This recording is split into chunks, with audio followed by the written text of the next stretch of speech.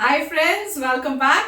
तो yes friends, आज हम सुनेंगे यूएस प्रेसिडेंट डोनाल्ड ट्रंप की speech at UN general assembly.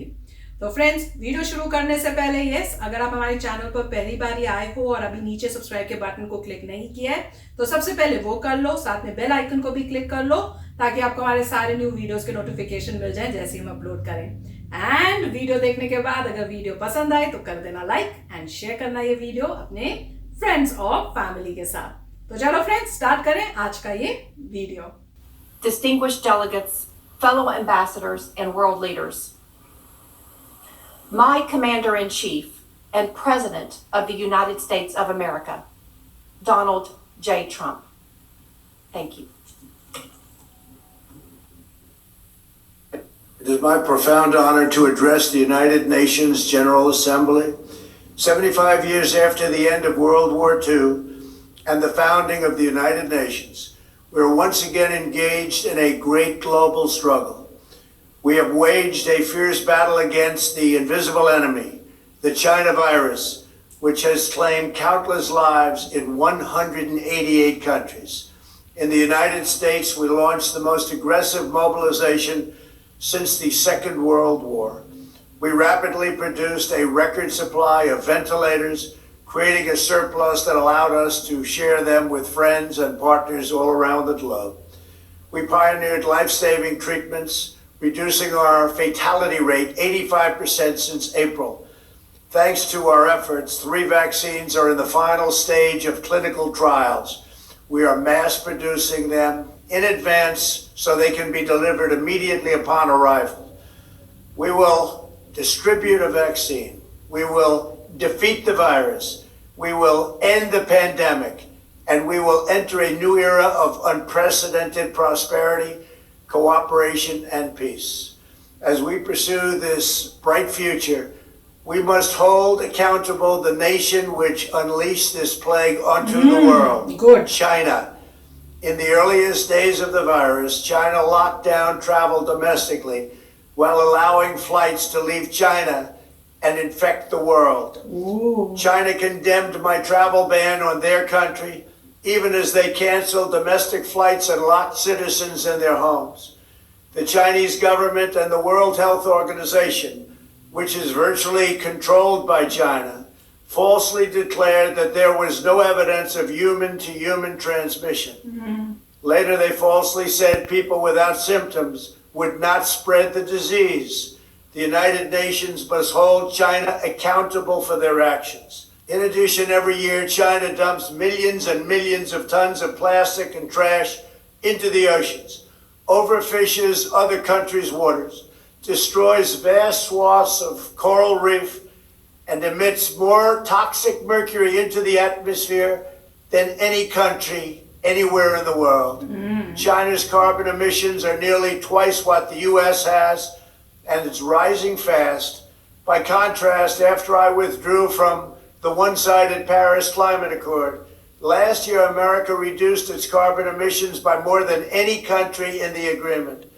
Those who attack America's exceptional environmental record while ignoring China's rampant pollution are not interested in the environment. They only want to punish America, and I will not stand for it. If the United Nations is to be an effective organization, it must focus on the real problems of the world. This includes terrorism, the oppression of women, forced labor, drug trafficking, human and sex trafficking, religious persecution, and the ethnic cleansing of religious minorities. America will always be a leader in human rights. My administration is advancing religious liberty, opportunity for women, the decriminalization of homosexuality, combating human trafficking, and protecting unborn children. We also know that American prosperity is the bedrock of freedom and security all over the world. In 3 short years, we built the greatest economy in history, and we are quickly doing it again. Our military has increased substantially in size. We spent $2.5 trillion over the last 4 years on our military. We have the most powerful military anywhere in the world, and it's not even close. We stood up to decades of China's trade abuses. We revitalized the NATO alliance, where other countries are now paying a much more fair share. We forged historic partnerships with Mexico, Guatemala, Honduras, and El Salvador to stop human smuggling. We are standing with the people of Cuba, Nicaragua, and Venezuela in their righteous struggle for freedom. We withdrew from the terrible Iran nuclear deal and imposed crippling sanctions on the world's leading state sponsor of terror. We obliterated the ISIS caliphate 100%, killed its founder and leader, al-Baghdadi, and eliminated the world's top terrorist, Qasem Soleimani. This month we achieved a peace deal between Serbia and Kosovo. We reached a landmark breakthrough with 2 peace deals in the Middle East after decades of no progress. Israel, the United Arab Emirates, and Bahrain all signed a historic peace agreement in the White House, with many other Middle Eastern countries to come.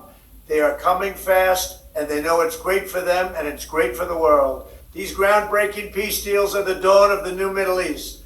By taking a different approach, we have achieved different outcomes, far superior outcomes. We took an approach, and the approach worked.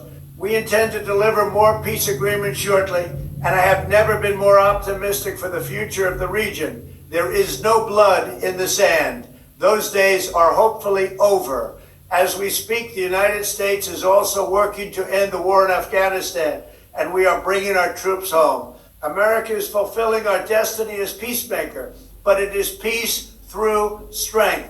We are stronger now than ever before. Our weapons are at an advanced level like we've never had before, like frankly, we've never even thought of having before.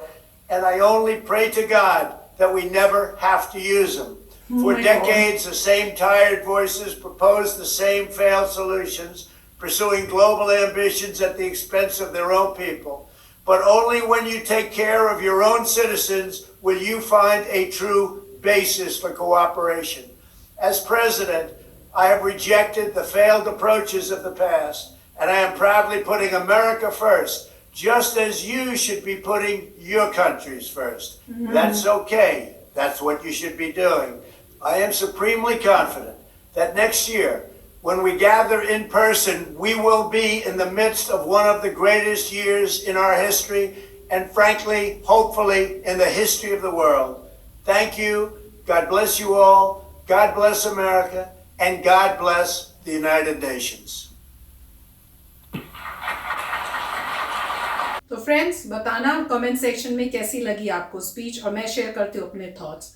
मैं कहूँगी बहुत frankly बोला गया, और सबसे अच्छा मुझे ये लगा कि उन्होंने टोटली कंडेम किया चाइना को, उनके एक्शंस को, और सीधा जो फर्स्ट पार्ट जब उन्होंने शुरू किया स्पीच को ट्रंप ने, तो सीधा बोला चाइना वायरस, जो बहुत क्लियर किया कि वायरस आया चाइना से, और उन्होंने बताया कि हमें क्या क्या प्रॉब्लम्स फेस करनी पड़ी। उन्होंने अंदर तो ट्रैवलिंग अपनी बंद कर दी कि डोमेस्टिकली कोई नहीं इधर से उधर जाएगा, पर लोगों को वर्ल्ड में भेजने के वो सारा उन्होंने खुला रखा, और उस वजह से सारे वर्ल्ड में ये प्रॉब्लम हो गई, और हम उसको अभी तक सफर कर रहे हैं, और इतनी डेथ्स हुई हैं around the world just because of that.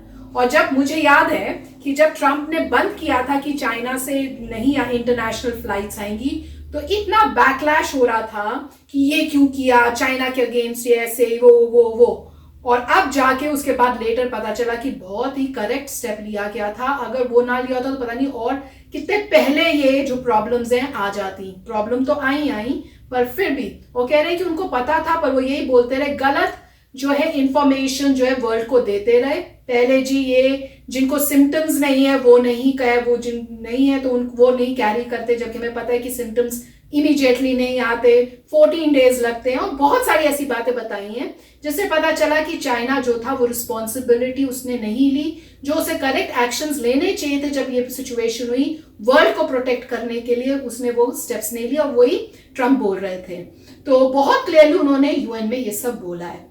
और दूसरा मुझे बहुत अच्छा लगा कि वो इनडायरेक्टली कंट्रीज जैसे चाइना है उनको एक वार्निंग सिग्नल भी दे रहे थे कि हमारी बेस्ट आर्मी है, हमारी बेस्ट मिलिट्री है, हमारे पास वेपनरी भी बेस्ट है, एंड वी होप कि हमें वो यूज ना करनी पड़े। तो वो बोला है कि पर अगर जरूरत पड़ी तो हम करेंगे, पर हम चाहते नहीं है तो मजबूर मत करो। तो बहुत ऐसी ऐसी बातें बताई हैं और किसके अगेंस्ट हमारी फाइट है, सब बोला है, बहुत फ्रैंकली बोला है। एंड सच बताऊं, इतना फ्रैंकली मैंने कभी भी किसी यूएस प्रेसिडेंट को पहले कभी सुना भी नहीं है। सारी जहां पे नेशंस, वर्ल्ड के सारे बिग नेशंस बैठे हैं, कंट्रीज बैठी हैं, बहुत फ्रैंकली सब अपना बताया। ये नहीं कि गोलमाल करना है हर चीज को। और एंड का जो बोला था वो बहुत अच्छा था कि मैं अपनी कंट्री को सबसे पहले लाऊंगा, सोचूंगा उसके बारे में, और इट इज ओके कि आप भी अपनी कंट्री के बारे में पहले सोचो। जैसे मैं अपनी कंट्री के बारे में सोचता हूं, उसकी वेलफेयर मेरे लिए सबसे इंपॉर्टेंट है। आपको भी अपनी अपनी कंट्री की वेलफेयर, उनके लोगों के बारे में सोचना चाहिए। तो वो ओके है। तो बहुत अच्छा बोला, मैं तो कहूंगी कमाल की स्पीच थी, बहुत अच्छी स्पीच थी। राइट, सो अभी जो है यूएस में इलेक्शंस होने वाले हैं नवंबर के करीब, और मिस्टर ट्रम्प जो है क्लियर कर रहे हैं अपने थॉट्स, साफ साफ बात कर रहे हैं, घुमा फिरा के बात नहीं कर रहे, जो दिल की बात है सीधी वही बता रहे हैं जनरल असेंबली में। अब सबसे जो यूनाइटेड नेशंस के अंदर बहुत सारी ऑर्गेनाइजेशंस होती हैं, जैसे WHO है, यूनिसेफ है, सिक्योरिटी काउंसिल है, और जनरल असेंबली सबसे इम्पॉर्टेंट और बड़ी ये है। सिक्योरिटी काउंसिल अलग है। अब आप देख रहे हैं कि इतने बोल्डली वायरस को एक नाम देना कंट्री के ऊपर, ये कहना कि तुमने अपनी कंट्री में लोगों को आने से तो रोक दिया, मगर अपनी कंट्री से बाहर जो जा रहे हैं उनको नहीं रोका। उसके बाद जो है स्टार्टिंग में तुमने शेयर नहीं की इंफॉर्मेशन की कितनी घातक चीज़ है, बाद में पता चला। तुमने WHO को भी बताया कोई बड़ी बात नहीं है, स्टेटमेंट्स बदली कि इंसान से इंसान तक नहीं जा सकता, इस टाइप से बातें की WHO में। बाद में कहानी बदलते चले गए, और WHO जो है मिस्टर ट्रम्प के अकॉर्डिंग तुम्हारा अंडर है या तुमसे मिला हुआ है। क्यों? क्योंकि कहा जाता है कि चाइना ने काफ़ी डोनेट किया था, काफ़ी फंड्स दिए, तो उसकी वजह से WHO है, ये मिस्टर ट्रम्प का कहना है। साथ में जब ये कह रहे हैं, उन्होंने ये भी क्लियर किया कि हमारी क्या अचीवमेंट्स हैं, दुनिया में और बहुत बड़ी प्रॉब्लम्स हैं जिनसे हम डील कर रहे हैं। एक इन्वायरमेंट पॉल्यूशन की बात है, वो कह रहे हैं मैं पेरिस में जो अकॉर्ड था वहाँ से यूएस से बाहर उसमें नहीं आया, मगर इसलिए नहीं आया क्योंकि प्रोग्रेस नहीं। हमारी प्रोग्रेस जो है पूरे वर्ल्ड में सबसे ज़्यादा है, रिडक्शन ऑफ दिस, मगर इससे बाहर आए क्योंकि आपके जो दूसरे पार्टनर्स थे वो ठीक नहीं थे। तो कई एग्जाम्पल्स उन्होंने उसके बाद जो है वहाँ से उन्होंने शिफ्ट किया और ये बताया कि हमारी जो है कितना पैसा हम खर्चते हैं अपनी मिलिट्री में, सबसे ज़्यादा पूरे वर्ल्ड में हमारी मिलिट्री सबसे स्ट्रॉन्ग है, और हम चाहते नहीं हैं उसे यूज़ करना। तो ये एक मैसेज जा रहा था, आप जानते हैं किसे, कि साथ में उन्होंने बात की गंदगी की, इतना मैक्सिमम गंदगी जो है प्लास्टिक्स की वो चाइना से आ रही है। अब इतने सारे उन्होंने पॉइंट्स कहे हैं सारे चाइना के अगेंस्ट, और वहाँ चाइनीज़ जो भाई साहब बैठे हुए थे, एम्बेसडर जो हैं बैठे हुए थे, वो सुन रहे थे, और आप देख सकते हैं उनके रिएक्शन कैसे थे, वो खुश नहीं थे। तो वो तो कोई भी खुश नहीं होगा, मगर कहने की बात यह है कि इतना सब कुछ बोल्डली कहना बिना डर के, ये ग्रेट बात है कि बोल्डली आप कह रहे हैं बिना किसी डर के, ऊपर से बता रहे हैं कि हम बहुत पावरफुल हैं, हमारे मिलिट्री स्ट्रॉन्ग है, इतना पैसा खर्चते हैं, हम रिसर्च और डेवलपमेंट करते हैं, कोई ऐसी कंट्री नहीं है जो हमें मैच कर सके, और हम बोल्डली कह रहे हैं जो है। ठीक है, अब ये सब बातें जो है बहुत अच्छी हैं, बहुत अच्छी बात है कि साफ साफ कहा गया। परंतु एक और चीज़ है जो मैं कहना चाहूँगा कि अगर आप फास्ट फॉरवर्ड करते हैं प्रोग्रेस ऑफ नेशंस, तो आपने कितनी सारी देखी होंगी वीडियोस कि 2050 में चाइना का GDP बड़ा होने वाला है यूएस से। ठीक है, सो चाइना का GDP जो है बड़ा होने वाला है, और मैं बात कर रहा हूँ मेरे ख्याल से नॉमिनल की, तो नॉमिनल बड़ा होने वाला है। और तब जो है, और आपने सुना होगा कि चाइना की नेवी यूएसए से भी बड़ी है, तो इसलिए अब जो है काफ़ी कंटेंशन पैदा हो रही है और ये सब हो रहे हैं। तो देखेंगे अभी फ्यूचर में क्या होता है। फ्यूचर अज्यूम करता है कि सब कुछ ठीक जाए, अगर सब कुछ ना ठीक जाए तो ऐसा नहीं होगा। तो क्योंकि जितने भी ये रिपोर्ट्स आती है, रिपोर्ट्स कौन निकाल रहे हैं? ये यूएस से तो रिपोर्ट्स निकलती हैं प्यू रिसर्च की और दूसरे रिसर्चर्स की, जो निकलती हैं रिपोर्ट्स, यहीं से तो निकल रही हैं, मगर वो सब अजम्पशन है कि अगर ये हो तब ऐसा होगा। और दूसरी बात है, मैं इतना कहूँगा कि डेमोक्रेसी नहीं है चाइना में, पहली बात। और जब कुछ लोगों को शौक आता है जब पता चलता है कि अगर आपने चाइना के लोगों से कम्युनिकेट करना है तो आप कैसे करें, क्योंकि आप फेसबुक से नहीं कर सकते, इंस्टाग्राम से नहीं कर सकते, या व्हाट्सएप से नहीं कर सकते, आप गूगल हैंगआउट से नहीं कर सकते, आप जो भी नॉर्मल देखते हैं उन जरियों से नहीं कर सकते। सिर्फ अगर वो ऐप चाइना में बना है तभी आप कम्युनिकेट कर सकते हैं। अब यूएसए प्रॉब्लम आ गई है, क्योंकि वीचैट यहाँ पे अगर बैन होता है तो लोग कैसे, जो यहाँ पे आए हैं चाइना से, वो कैसे बात करेंगे अपने घर वालों से, क्योंकि यहाँ वीचैट नहीं यूज़ कर सकते, वहाँ से वीचैट यूज़ कर सकते हैं। तो काफ़ी कॉम्प्लिकेटेड सिचुएशन है। तो काफ़ी अच्छा था वीडियो। यस फ्रेंड्स, और अगर आपने नोट किया हो, जो उन्होंने बात सबसे अच्छी बोली थी ना, वो ये थी कि चाइना को ये सब जो उसने किया है, इतना नुकसान किया है वर्ल्ड का, उसका जो कहते हैं ना, क्या बोलते हैं उसका, कंपनसेशन, भरपाई, हाँ भरपाई जो है वो तो देनी पड़ेगी। तो मैं तो कहूंगी कमाल की स्पीच थी, बहुत अच्छा बोला। तो चलते हैं, मिलेंगे नेक्स्ट वीडियो में बहुत ही जल्द। Till then take care and bye bye. तो अगर आप मेरे इस चैनल पे नए हो तो जल्दी से सब्सक्राइब के बटन को हिट करो और बेल आइकन को क्लिक करो, ताकि आपको मेरा जब नया वीडियो मैं लगाऊं आपको उसके बारे में जल्दी से पता चल जाए।